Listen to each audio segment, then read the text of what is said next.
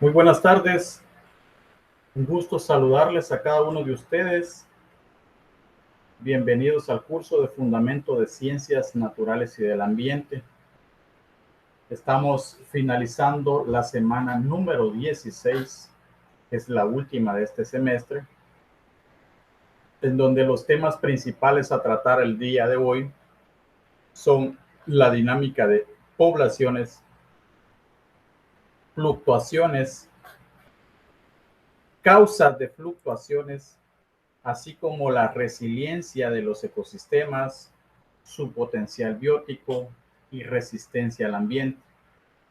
También dentro de esta semana veremos las curvas de crecimiento poblacional, como la mortalidad, natalidad, migración y emigración.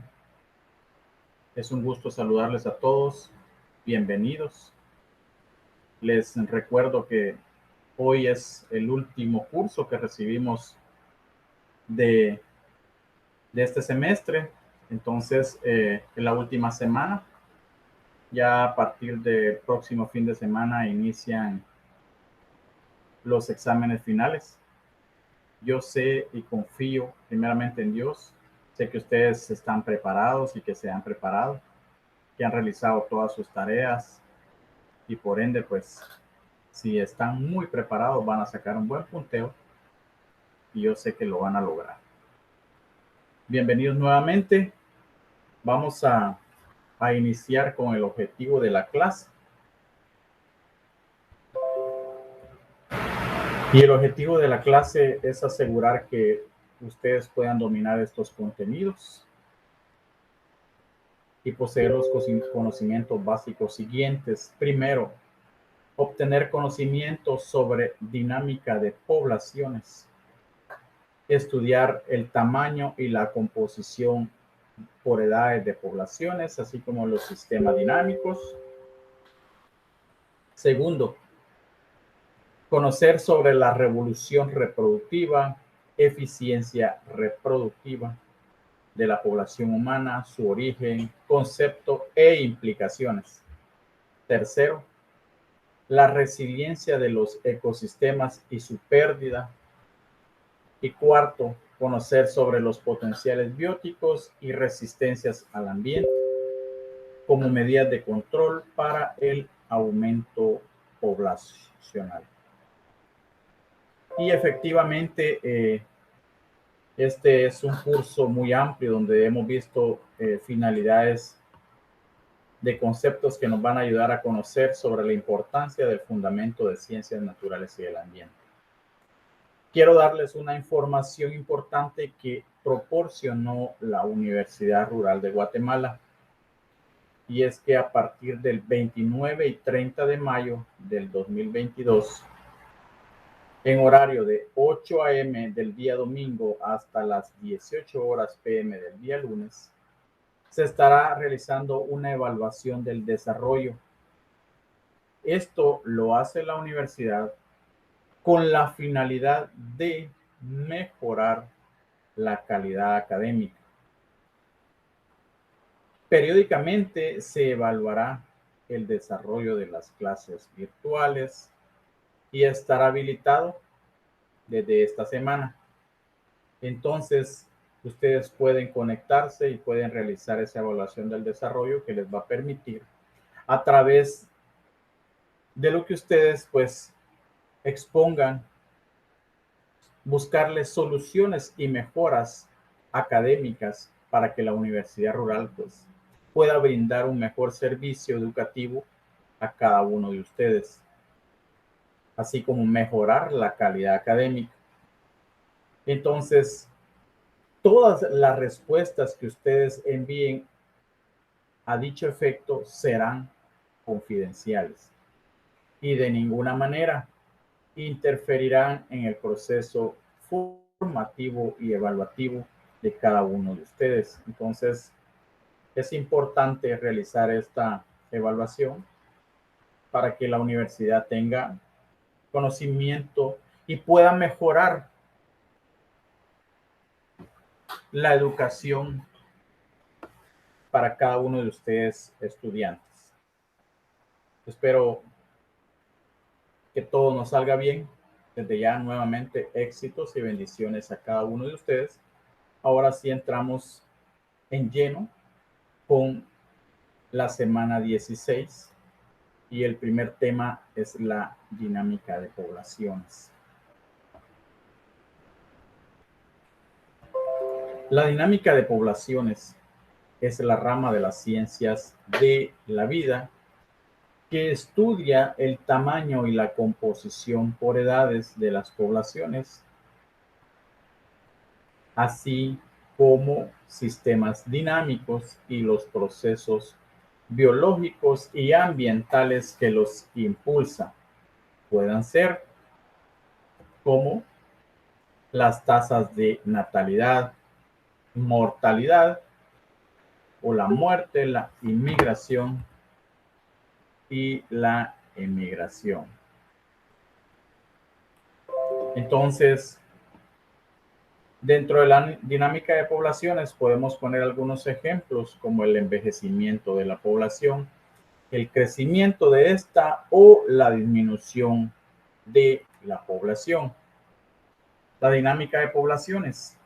Una gran parte de la ecología de poblaciones es matemática, ya que es buena parte y su esfuerzo se dirige a construir modelos de la dinámica de poblaciones, los cuales deben de ser evaluados y refinados a través de la observación en el terreno y en el trabajo experimental.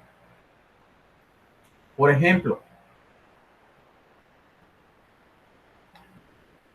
la dinámica de poblaciones trabaja a través de muestreos y censos para comprobar la estructura de la población, o sea, la distribución en clases de edad y sexo, así como estimar parámetros de natalidad, mortalidad, tasa intrínseca de crecimiento o capacidad de carga de hábitat. La revolución reproductiva es un concepto de carácter sistémico aplicado a la eficiencia reproductiva de la población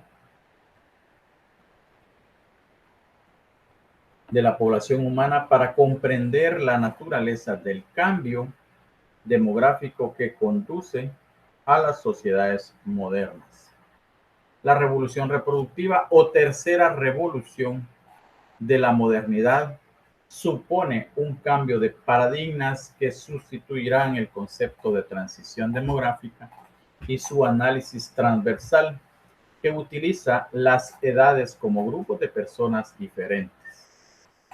El término revolución reproductiva se ha usado ocasionalmente. Entonces, se ha usado ocasionalmente para referirse a los avances técnicos, tanto en el tratamiento de infertilidades, la anticoncepción, así como en la descripción de hipotéticos escenarios futuros sobre la reproducción humana. La eficiencia reproductiva es el resultado de una baja natalidad y una alta supervivencia que garantiza el mantenimiento de la población. Entonces, podemos decir que dentro de la revolución reproductiva es un carácter sistémico aplicado a la eficiencia reproductiva de la población humana. La revolución reproductiva también es entendida como el tránsito a la modernidad reproductiva, en donde la reproducción no solo depende de la fecundidad, también de la muerte y los años vividos. La reproducción es un balance entre dos componentes analíticamente separados, pero inextricables en el mundo real por los nacimientos y las muertes. La revolución reproductiva es entendida como el tránsito de la modernidad. Sin embargo, el cambio de escala históricamente es a través de la eficiencia de la reproducción de las poblaciones. Entonces se debe considerar como un logro históricamente irrepetible, ya que la supervivencia masiva de las generaciones hasta el final de su vida fecunda es un componente fundamental de la revolución reproductiva.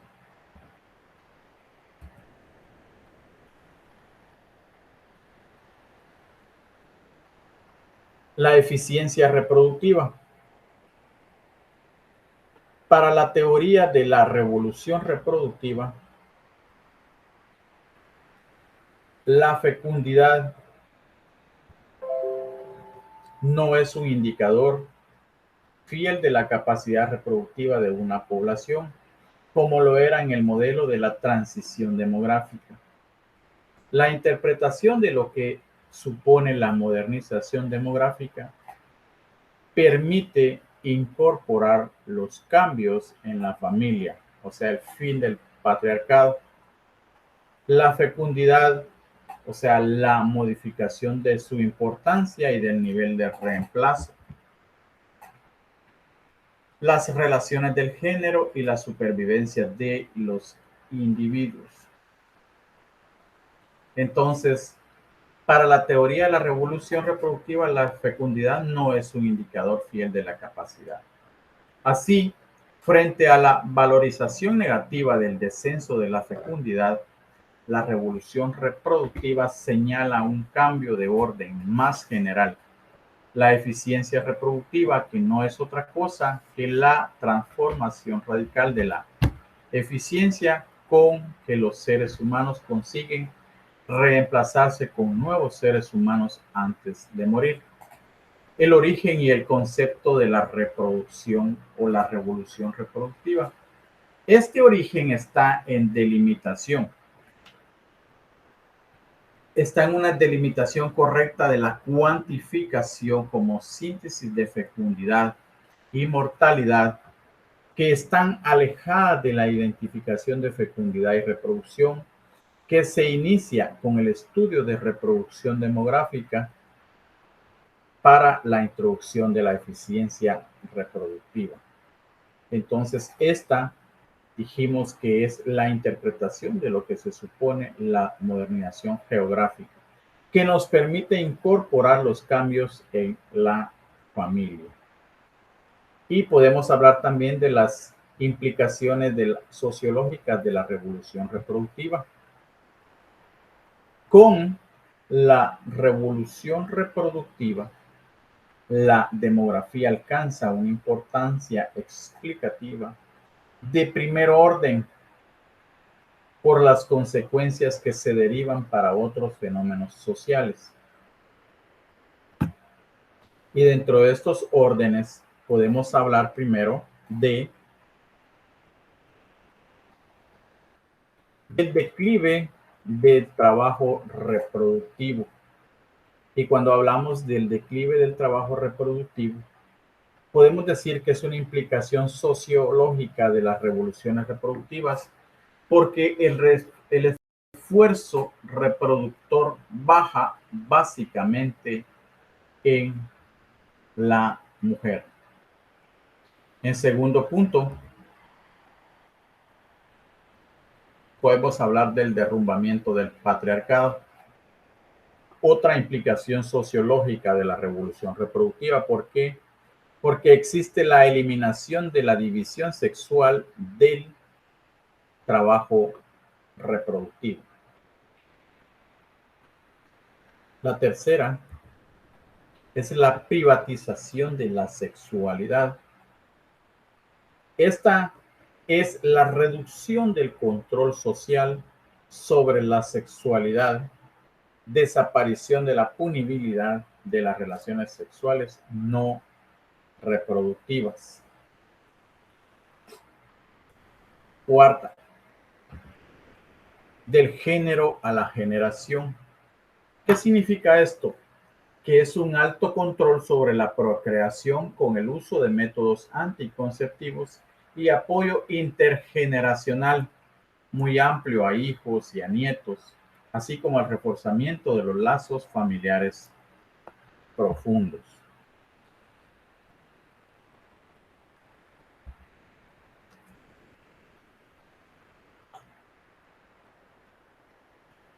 Envejecimiento demográfico y madurez de las masas. Esto no se produce un envejecimiento social, sino un proceso de rejuvenecimiento por la prolongación de las etapas vitales a edades antes nunca imaginadas. La infancia de igual forma se va a alargar, la juventud se va a alargar, así como la madurez y la vejez y la decrepitud. Las experiencias de una vida larga repercuten positivamente en las generaciones siguientes y no, como suele decirse, negativamente. Entonces, el envejecimiento demográfico y la madurez de masas. La dependencia es un camino bidireccional que no admite una lectura en costes de oportunidad. Y la última, que sería la renovada centralidad de la familia. Esta es una teoría de la revolución reproductiva que concluye que la familia se ha esforzado claramente. La reproducción se da y se debe dar o darse en familia. Según su historia, la dinámica de las poblaciones ha sido tradicionalmente la rama dominante de la biología matemática. Esta tiene una historia de más de 200 años, aunque recientemente el alcance de la biología matemática se ha extendido enormemente. Se dice que el primer principio de la dinámica de la población es ampliamente considerado como la ley exponencial de Malthus, según el modelo de crecimiento de Malthus. En los últimos 30 años, la dinámica de población se ha complementado con las teorías que son desarrolladas para conocer los conceptos de biologías evolutivas que pueden tomar forma determinante. La dinámica de población se supone que con una investigación se puede dar a conocer los principios de la dinámica propuestos y analizados a través de sus modelos que puedan dar como resultado información importante.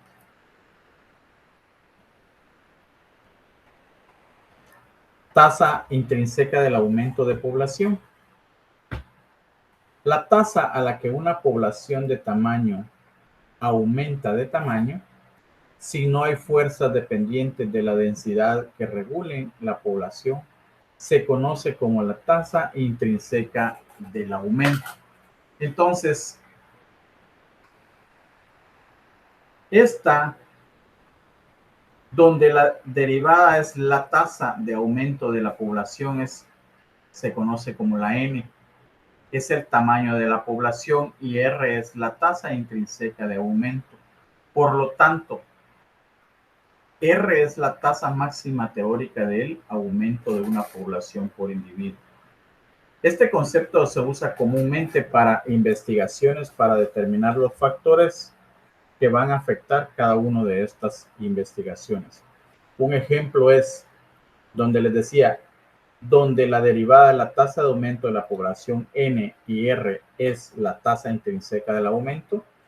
Esto ustedes lo van a experimentar cuando realicen sus proyectos de investigación y quieran conocer la población a la que ustedes están investigando.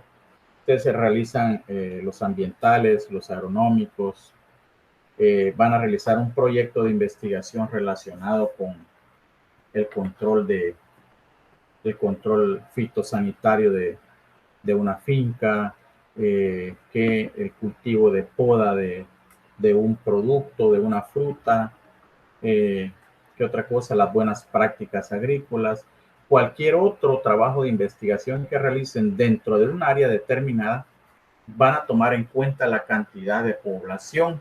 Entonces, ustedes para realizarlo van a usar unas fórmulas de investigación donde N es el tamaño de la población y R va a ser el aumento. Entonces, van a poner en práctica la tasa intrínseca del aumento de la población. Y para las aplicaciones de control, la dinámica de poblaciones se ha utilizado ampliamente en varias aplicaciones de la teoría de control.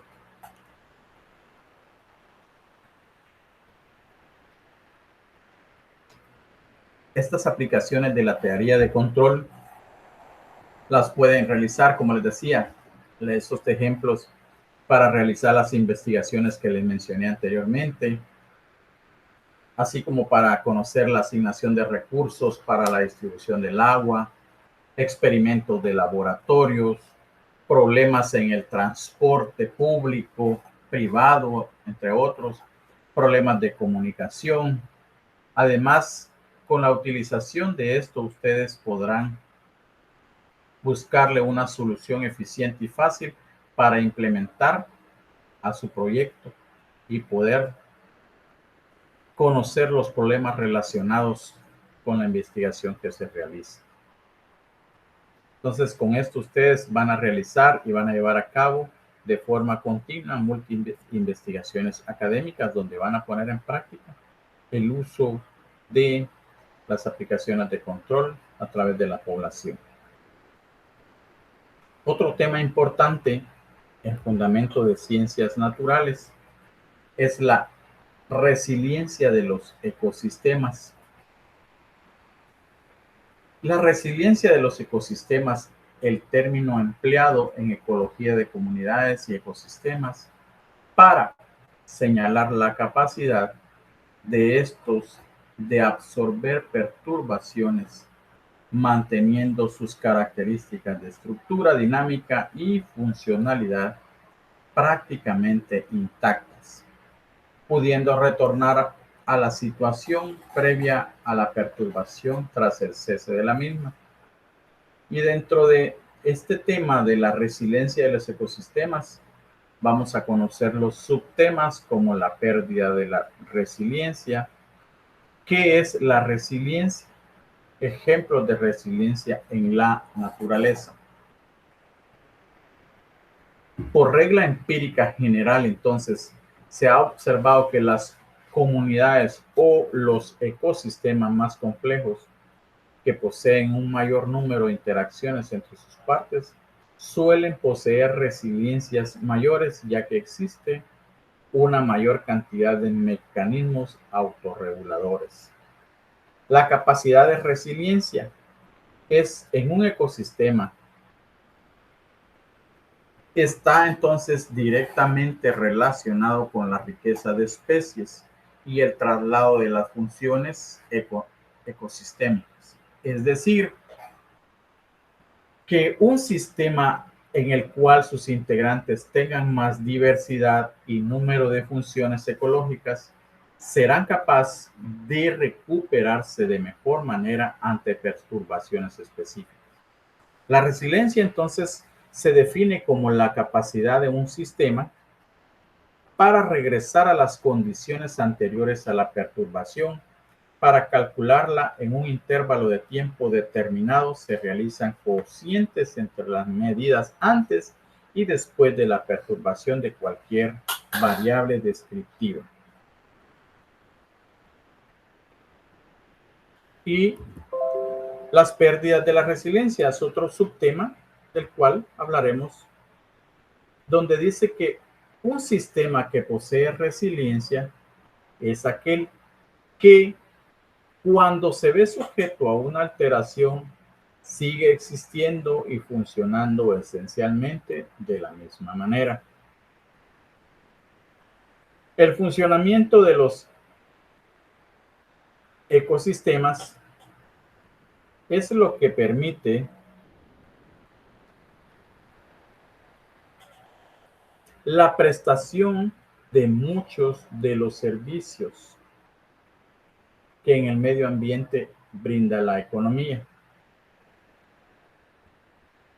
Los factores que fomentan la resiliencia de un ecosistema dan paso a una sostenibilidad, y un ecosistema puede ser resistente respecto a un tipo de alteración, pero no a otro. Sin embargo, destacamos que parece haber un consenso respecto a que las reducciones de la biodiversidad, o sea, las pérdidas de las poblaciones en un ecosistema, se deben considerar amenazas a la resiliencia, de lo que se desprende que la pérdida de la biodiversidad debe ser considerada una amenaza a la sostenibilidad, tanto a la extracción de recursos como a la acumulación de residuos que participan en la pérdida de biodiversidad. Es decir, estos dos aspectos constituyen una amenaza para la sostenibilidad en cuanto a las consecuencias que acarrean para la resiliencia de los ecosistemas.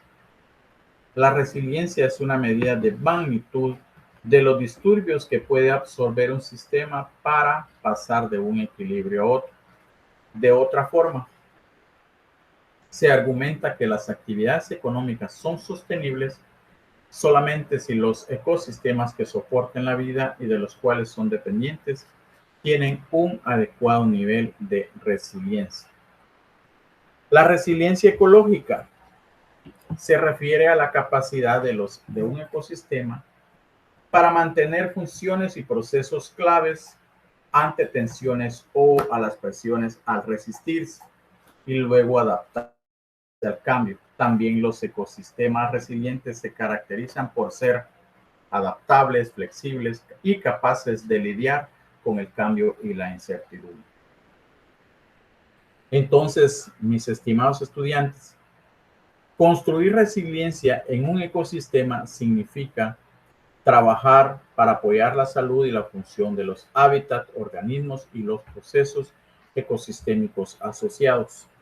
Los procesos ecológicos que mantienen la función de los arrecifes y apoyan a que las comunidades de arrecifes desempeñen un papel importante en el mantenimiento de la resiliencia ante los principales disturbios, interacciones complejas de la red alimentaria,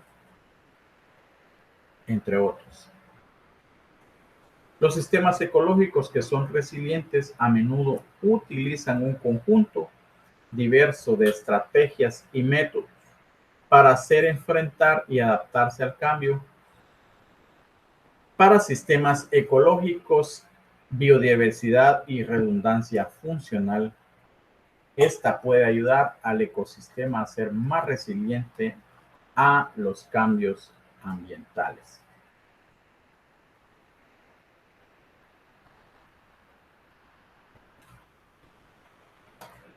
Por ejemplo, las comunidades de arrecifes con redundancia funcional pueden tener una mejor oportunidad de recuperación si una especie se pierde de un grupo funcional. Entonces, por lo tanto, monitorear y gestionar grupos funcionales como los peces pueden desempeñar un papel fundamental para facilitar la recuperación de los arrecifes después de una perturbación a gran escala.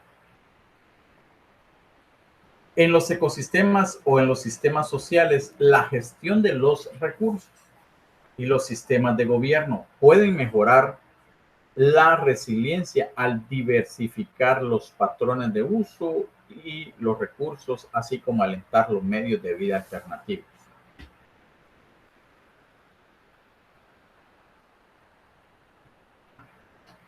Continuamos. ¿Qué es la resiliencia? Podemos decir entonces que la resiliencia es la gran prosa que cuenta la historia de la vida en la Tierra. Es una historia que aún no ve su fin, porque es un proceso de desarrollo ininterrumpido. Se trata a grandes rasgos del proceso por excelencia de la vida y las posibilidades de su evolución a partir de la adaptación de todo cambio. La resiliencia es una categoría científica y un concepto vivo. Se encuentra asociada a la autorregulación, la supervivencia, la evolución y el equilibrio. Es decir, que en cualquier forma de vida existe resiliencia, solo que esta puede variar en su magnitud y en velocidad. No todos los organismos son iguales. Podemos poner un ejemplo. No es lo mismo una ciudad que una comunidad, pero todos tienen un cierto grado de resiliencia. Vamos a poner algún ejemplo. La tierra.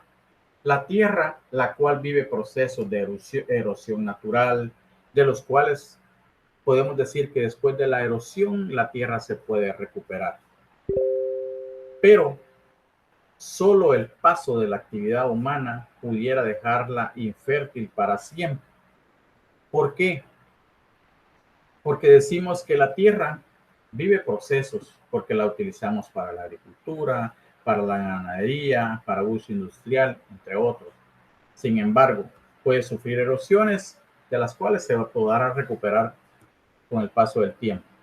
Pero si nosotros los seres humanos la utilizamos y no le damos el uso adecuado, la podemos dejar infértil para siempre. Otro ejemplo, los manglares. ¿Qué proveen los manglares? Estos proveen un flujo de recursos que sostienen la integridad del hábitat costero. Pero no obstante, su adaptación al agua y sus sales no será posible si el nivel del mar va a seguir creciendo como está creciendo. Entonces, ¿qué va a pasar? Estos se van a llegar a desaparecer. La genética, por ejemplo, que hace posible la diversidad faunística mediante la evolución. Pero ¿qué puede pasar aquí? Pero la caza de animales para la confección de ropas, producción de alimentos, así como la invasión a sus hábitats, está promoviendo la extinción de muchos de estos. Entonces, estos son algunos ejemplos que podemos hablar sobre la resiliencia, que es la gran prosa que cuenta la historia de la vida en la Tierra.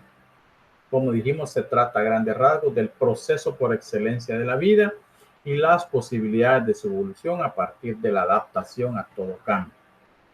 ¿Por qué nos sirve o de qué nos sirve saber esto?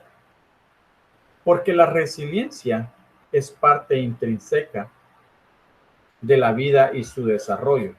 Es también una cuna de la biodiversidad y sus ciclos.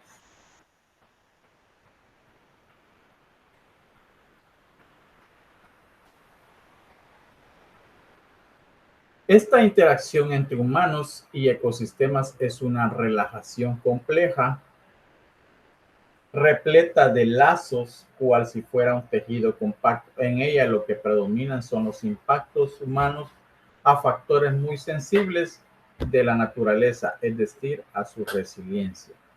Si la resiliencia es la posibilidad de aprender a vivir con el cambio y la incertidumbre, y es algo innato en todas las formas de vida, significa que nosotros también lo debemos poner en práctica de manera consciente. Si lo hacemos, podemos evitar las principales consecuencias que tiene nuestro paso por la Tierra. Dentro de las consecuencias que tiene nuestro paso por la Tierra, podemos hablar de la reducción de la biodiversidad, la extinción de la fauna, el secamiento de pozas, lagos, lagunas, la erosión de la tierra, así como los cambios climáticos. Debemos concentrar nuestros esfuerzos entonces a generar una vida lo más sustentable posible. Las actividades económicas son sostenibles solamente si los ecosistemas que soportan la vida y de los cuales nosotros somos dependientes tienen un nivel adecuado de resiliencia y no los perturbamos. Por eso la resiliencia, la sustentabilidad y la vida van de la mano. Pero el concepto de resiliencia debe ser adaptado también a las condiciones actuales.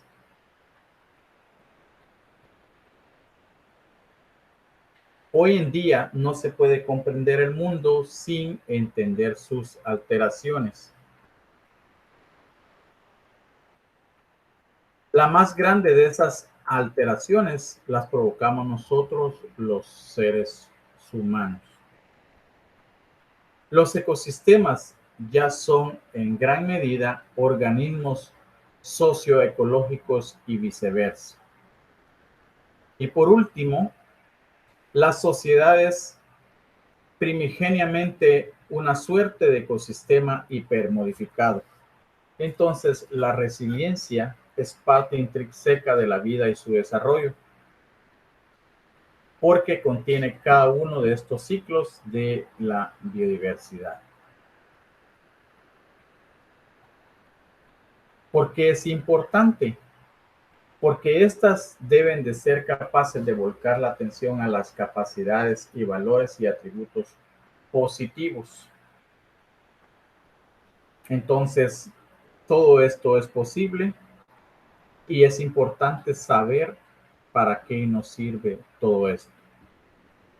La importancia de la resiliencia. Ser resilientes es volver a los principios de autorregulación y evoluciones naturales de la biosfera.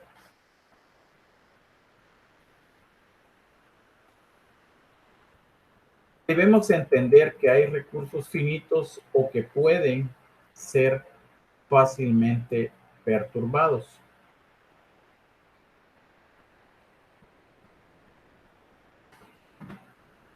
Y también que por ende debemos mimetizarnos con los patrones de la naturaleza de otro modo.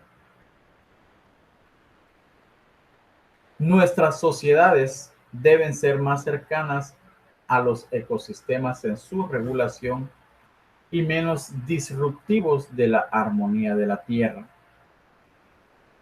También deben de ser capaces de volcar la atención a las capacidades y valores y atributos positivos que como ser humano o sociedad poseen y dejar las debilidades solo como objeto de estudio. ¿Por qué es importante entonces la resiliencia? Su importancia. Por eso el concepto de resiliencia es aplicable también a los procesos a través de los cuales afrontamos eventos traumáticos, como la muerte de un familiar cercano. Esta resiliencia espiritual es difícil de obtener. Puede llegarse a ella, por ejemplo, a través de la meditación, pero también puede ir acompañada de un enfoque resiliente ecológico, pues de este depende nuestra supervivencia, ya que si seguimos tomando de la naturaleza lo que no podemos restituir, será imposible llegar a cualquier grado de resiliencia. Es urgente comprender este concepto tan orgánico como vital y sobre todo aplicarlo en nuestra vida cotidiana. De ello depende la supervivencia de todas las especies del mundo, incluidos nosotros. Aprender algunas lecciones desde quienes se enfrentan constantemente a situaciones adversas incluso a riesgo de extinción, podría ser una buena forma de contribuir a fortalecernos como resilientes.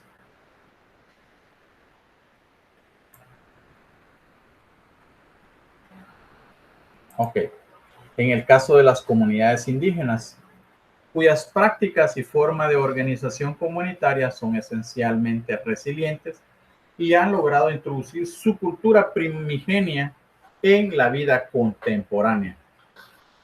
Cada vez se aleja de esta riqueza y se acerca a una suerte de cultura global de una poca profundidad donde los valores y los hábitos esenciales para la supervivencia se ven diluidos por la capacidad de poder.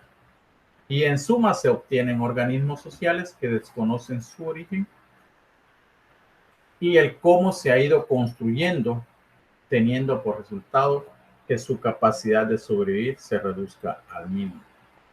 Los seres resilientes deben tomar en cuenta a toda costa lo anterior, establecer sus propias reglas para no diluir los ingredientes que están reforzando su supervivencia. Por ejemplo, la cultura y la tradición para una sociedad y entender que esta necesidad, la de entablar una conexión con el origen, debe obedecer a las necesidades mismas de la naturaleza, a sus ritmos.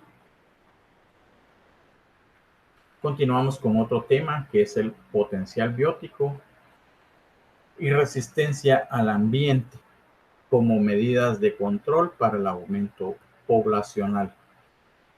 Solo me permiten un momentito aquí.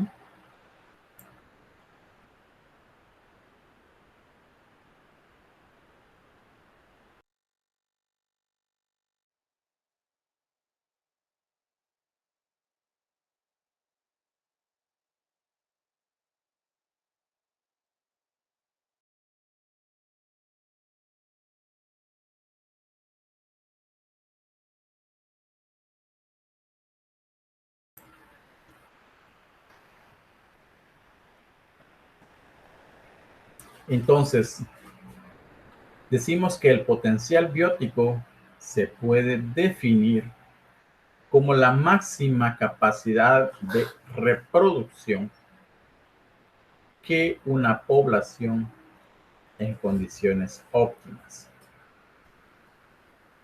Esto significa que resulta de la manifestación del aumento poblacional como consecuencia de los nacimientos que se producirán si todos los organismos o todas las hembras, según sea el caso, se reprodujeran, sin que hubieran procesos como muertes o desplazamientos, ni carencias ni presiones que pudieran alterar la natalidad de la población. Es decir, cuando el medio prevé agua, alimentos y un clima adecuado y ausencia de poblaciones con efectos negativos.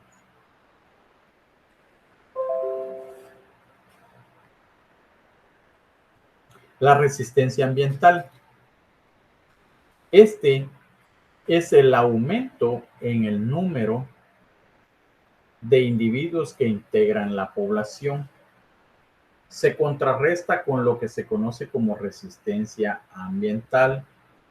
Puede definirse como la influencia de todos los factores del ambiente. Evitan que la población crezca desmesuradamente. En este caso, la resistencia ambiental es un obstáculo en el medio hacia el crecimiento poblacional a través de los llamados factores limitantes que pueden ser de dos tipos. Primero, los factores dependientes de la densidad, también conocidos como de naturaleza biológica o intrínseca. Estos factores se encuentran en los nutrimentos de depredación. Segundo, otros factores pueden ser los factores independientes de la densidad, también conocidos como de naturaleza física o intrínseca. Estos factores de la resistencia ambiental pueden ser la luz, la humedad, el clima, el agua, el exceso de sales en el suelo o en el mar, las diferencias de presión en el ambiente acuático, la precipitación pluvial, la sequía, las inundaciones, erupciones volcánicas, la destrucción de hábitat que el hombre produce y también el uso de plaguicidas. En este sentido, se puede considerar que el crecimiento poblacional es el cambio de la población con respecto al tiempo, debido a la interacción entre el potencial biótico y la resistencia ambiental. Este último proceso se puede considerar como un sistema con una retroalimentación negativa que tiende a mantener la población en un cierto tipo de equilibrio. Dicha retroalimentación consiste en el hecho de que cuando aumenta la densidad de una población, aumenta también la resistencia ambiental, lo cual a su vez origina una disminución de la densidad de la población.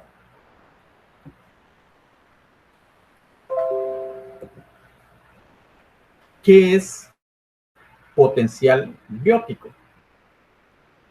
Es la máxima habilidad reproductiva de una población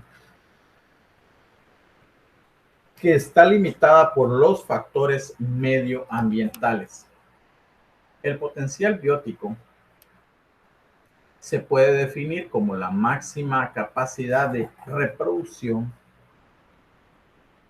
que una población en condiciones óptimas.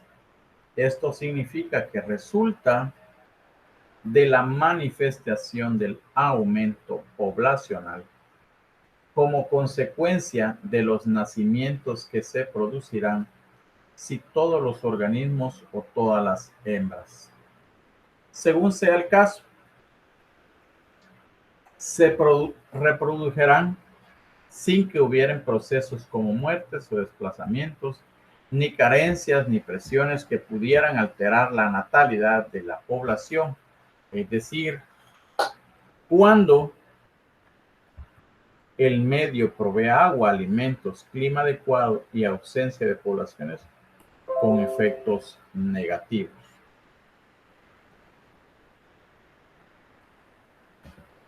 ¿Qué es la capacidad de carga?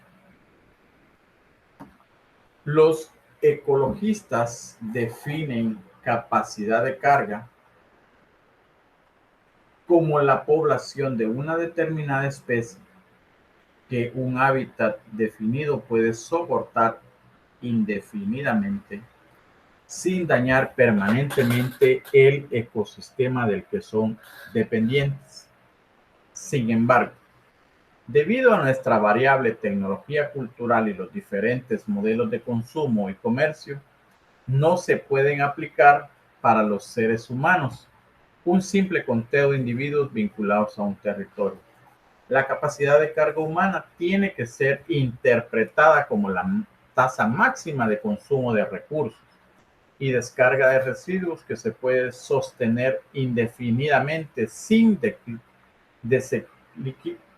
desequilibrar progresivamente la integridad funcional y la reproductividad de los ecosistemas principales, sin importar dónde se encuentren estos últimos.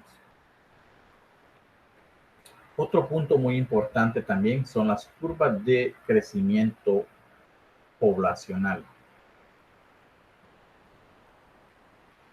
Y dentro de las curvas de crecimiento poblacional hablaremos un poco sobre población. ¿Qué es población? Es un grupo de organismos de la misma especie que ocupa un área definida en un momento determinado. La densidad se refiere al tamaño de esta población en función de alguna unidad de espacio, o sea, el número de individuos respecto al área o volumen. La natalidad es la producción de nuevos organismos por nacimiento, germinación, fisión o cualquier otro proceso que incremente el número de individuos de una población. La mortalidad, que es el número de individuos de una población que muere por una unidad de tiempo. Entonces, cuando hablamos de las curvas de crecimiento, hablamos de población, también hablamos de densidad, y dentro de la densidad podemos decir que existen dos tipos de densidad o varios tipos de densidad. Primero, la densidad absoluta, que es el número de individuos por la unidad del espacio total. Por ejemplo, la cantidad de X peces que habita en un lago. La densidad relativa o ecológica es el número de organismos de una especie por cierta unidad del espacio. La natalidad también podemos hablar de la natalidad absoluta o la natalidad máxima. Casi nunca se alcanza. Solo se podría lograr en condiciones ideales de ambiente, ausencia de factores ecológicos limitativos. La natalidad real o ecológica se refiere a la producción de los nuevos individuos de la población en condiciones ambientales normales. La tasa de natalidad en cada país o en cada región puede sufrir cambios de acuerdo a muchas variables, tales como cultura, religión, costumbres, desarrollo económico, acceso a métodos anticonceptivos, entre otros factores.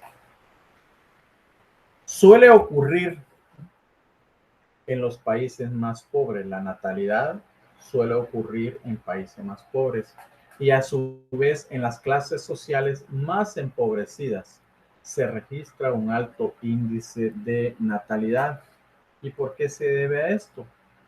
Porque no hay un control, no hay una cultura, no hay una educación de planificación familiar y acceso a métodos anticonceptivos o también, como lo dijimos anteriormente, que todo esto puede ser como su cultura, religión, su costumbre, entre otros factores, también que no puedan tener acceso a métodos anticonceptivos.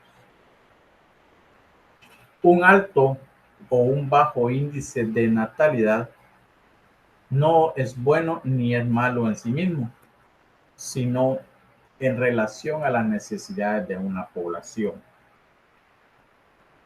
Por ejemplo, si bien es cierto que la sobrepoblación puede generar problemas en la distribución de los alimentos, un bajo índice de natalidad puede frenar el aparato reproductivo y amenazar el desarrollo económico. Es por esto que mientras unos países deben combatir la natalidad, otros desarrollan planes para estimular la procreación, tanto por medios naturales como medios científicos.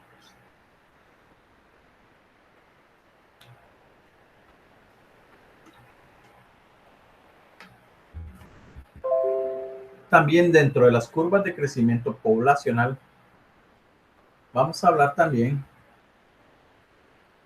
de la migración. ¿Qué es la migración? Es la salida periódica de individuos de una población y su regreso a ella. La migración puede abarcar dos fenómenos.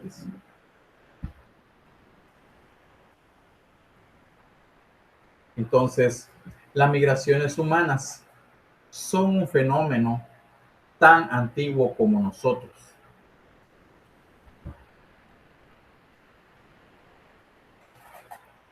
Prueba de ello son las primeras migraciones prehistóricas. Pero, ¿qué es una migración?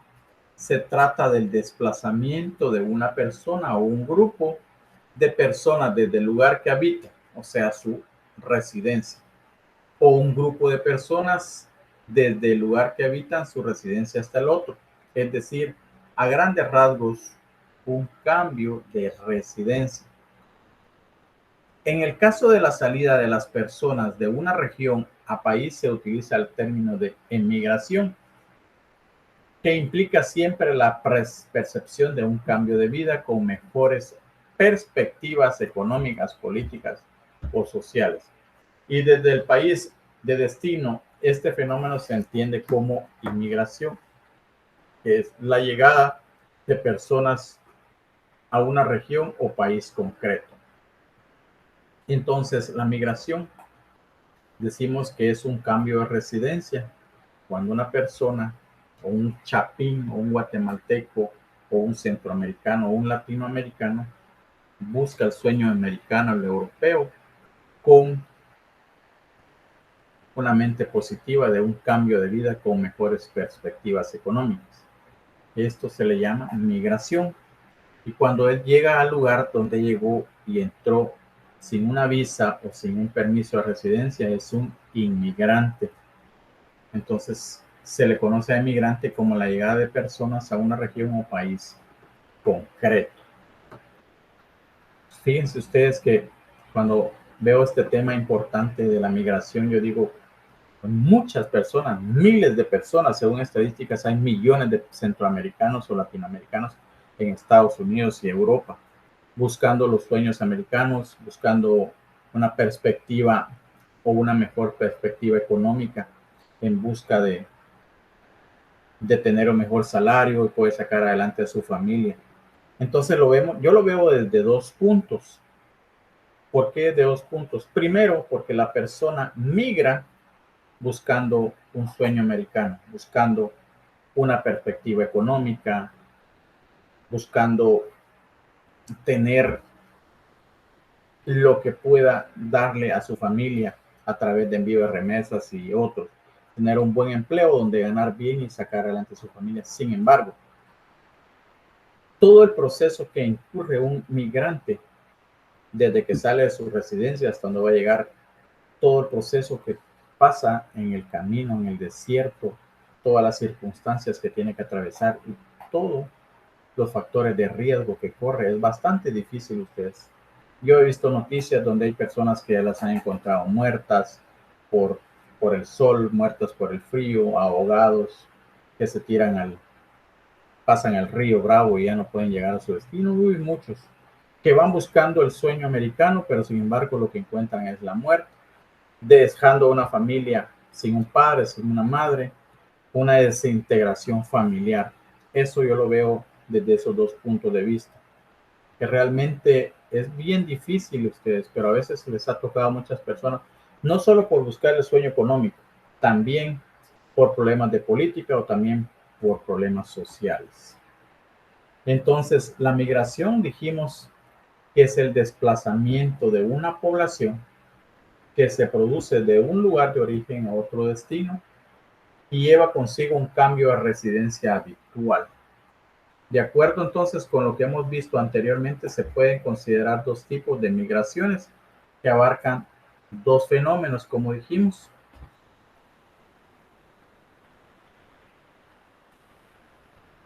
que es la inmigración,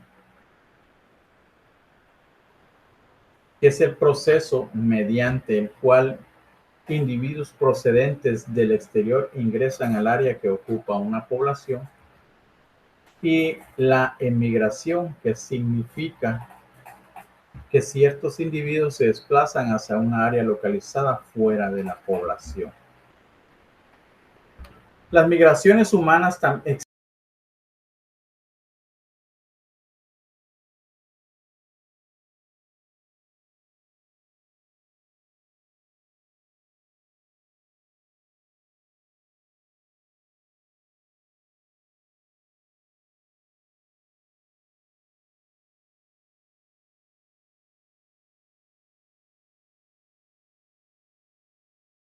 se estudian tanto por demografía como por la geografía de la población, y las especies de animales se estudian en el campo de la zoología y de la biogeografía y el de la ecología.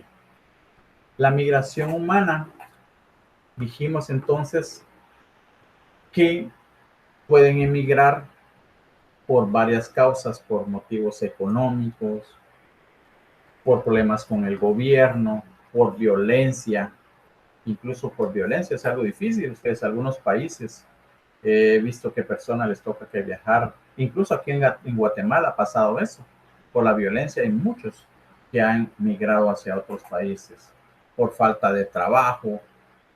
Entonces la migración se convierte en una práctica cotidiana y tradicional de los pueblos que llegan a configurar toda una cultura. La migración animal también es el desplazamiento periódico, estacionales o permanentes de especies de animales de un hábitat hacia otro.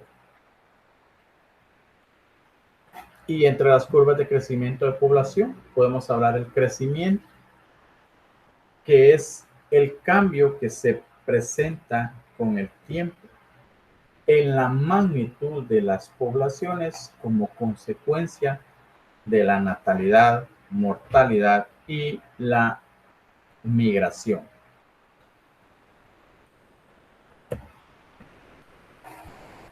Otro tema importante también es la ecología de las poblaciones.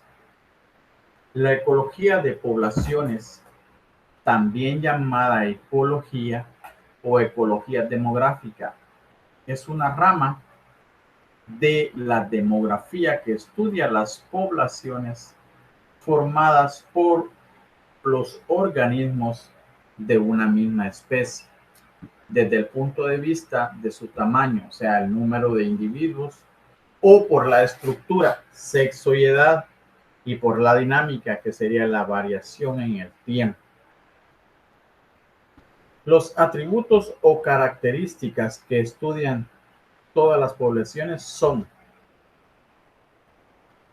las propiedades dinámicas y los parámetros demográficos. Una población desde el punto de vista ecológico se define como el conjunto de individuos de la misma especie que ocupan un lugar y tiempo determinado, que además tienen descendencia fértil. Por ejemplo, afectan factores como la disponibilidad o calidad de alimentos, cambio de hábitat, entre otros factores. Los atributos o características que se estudian en todas las poblaciones son las propiedades dinámicas, y estas hablamos anteriormente de la mortalidad.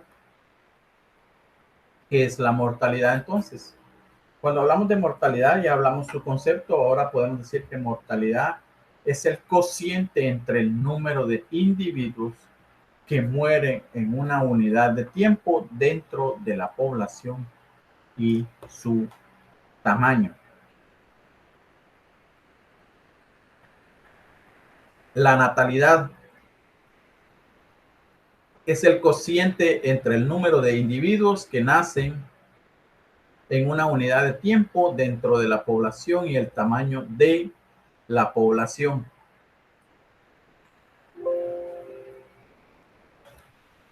También hablamos de la inmigración. Es la llegada de organismos de la misma especie a la población. ¿Cómo vamos a medir esta?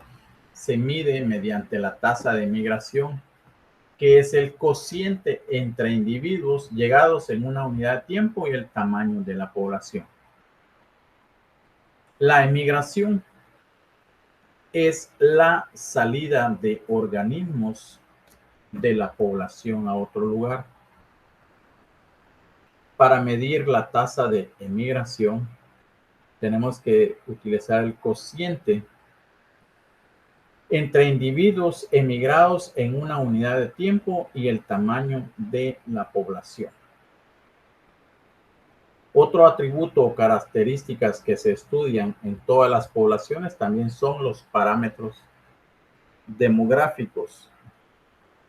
Y los parámetros demográficos podemos hablar de la densidad, de la distribución, de varios conceptos, pero entre ellos vamos a hablar de la densidad que mencionamos anteriormente, pero ahora decimos que es el número de organismos por unidad espacial. La unidad espacial depende del medio habitado por la población. Si es un medio acuático, será una unidad de volumen. Si se trata del medio aéreo o del fondo marino, la unidad será una unidad de superficie. La distribución es la manera en que los organismos de una población se ubican en el espacio. Hay 3 tipos de distribución en todas las poblaciones. Y dentro de los 3 tipos de poblaciones de la distribución, vamos a hablar del primero. Y el número 1 sería distribución al azar. Una de sus causas es la poca tendencia a la agregación de sus individuos y se distribuye de manera irregular. Se presenta cuando el medio es homogéneo, con recursos disponibles regularmente en toda su área. Otro tipo de distribución es el segundo, que es la distribución uniforme. Puede presentarse donde la dispersión de recursos es escasa o donde los miembros de la población obtienen alguna ventaja de su espacio regular. Y tercero tipo, la distribución aglomerada. Es la forma de distribución de los individuos de la población más frecuentes en la naturaleza y obedece fundamentalmente a la dispersión heterogénea de los recursos en el medio y a la tendencia social de ciertas especies a agruparse, con lo que obedece una mayor protección contra el ataque de los depredadores, pero también desventajas como un incremento en la competencia por la obtención de los recursos. Entonces, decimos que la ecología de poblaciones también es llamada demoecología o ecología demográfica, que es una rama de la demografía que estudia las poblaciones formadas por los organismos de una misma especie desde el punto de vista de su tamaño,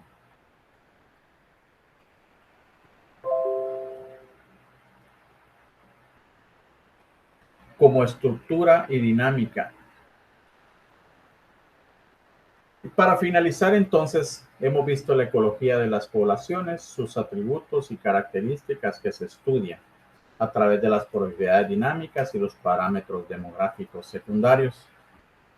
Y en este curso de la semana 16, en conclusión, vimos cada uno de los diferentes temas relacionados con la dinámica de las poblaciones, las fluctuaciones, las causas de fluctuaciones, así como la resiliencia de los ecosistemas, el potencial biótico y resistencias al ambiente. De igual forma, las curvas de crecimiento, mortalidad, natalidad, migración y emigración, así como la ecología de poblaciones. Y hasta aquí hemos llegado al final del curso correspondiente a la semana número 16, que es la última del semestre. Les deseo a cada uno éxitos y bendiciones. Cualquier duda, estoy a la orden. Tenemos un grupo de Telegram donde se pueden comunicar conmigo para realizar cualquier duda o consulta. Muchas gracias por su atención. Tenga cada uno de ustedes una buena tarde. Bendiciones.